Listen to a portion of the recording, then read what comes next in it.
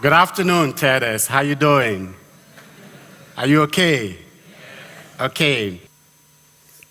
You know, when we think about refugees, a lot of images come to our head. We think about boats with a lot of people in it. We think about children lying on the seashore. We think about war. We think about trauma. We think about people who cannot fit into society again.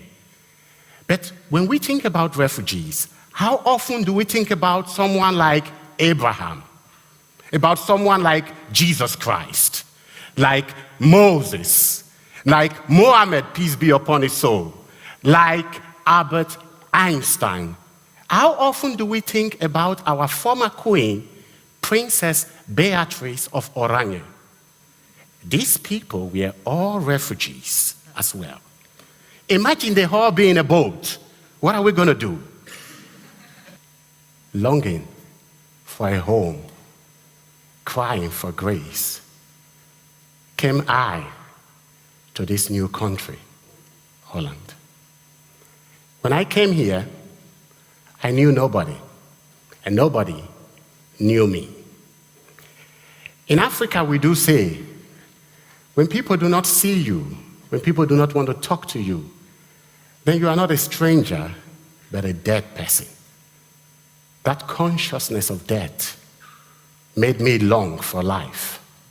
I went to the shop and I bought for myself a pair of typical Dutch wooden shoes.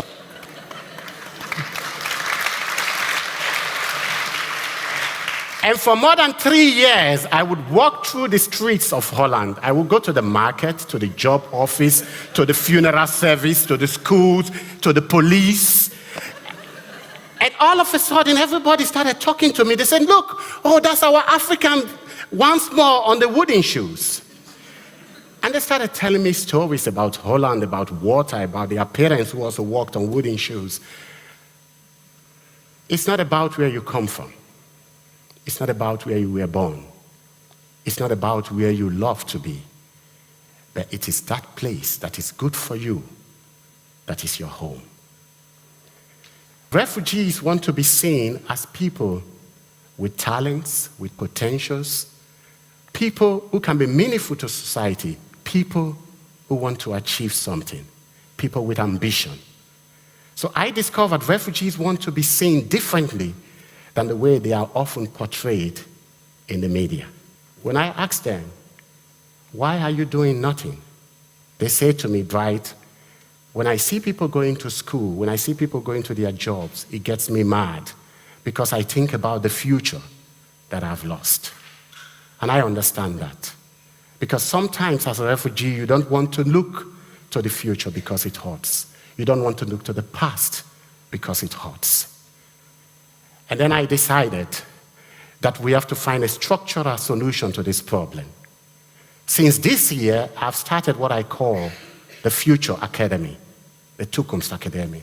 And my dream is in every city in Holland to have a Toekomst Academy, where young refugees can work on their personal development, their professional development, and meet people like you and me. So if you are sitting in this hall and you think, what can I do? You can do a lot. You and me can do a lot to give refugees their values back again. Thanks to you, I can fly once more as a dove. Thank you.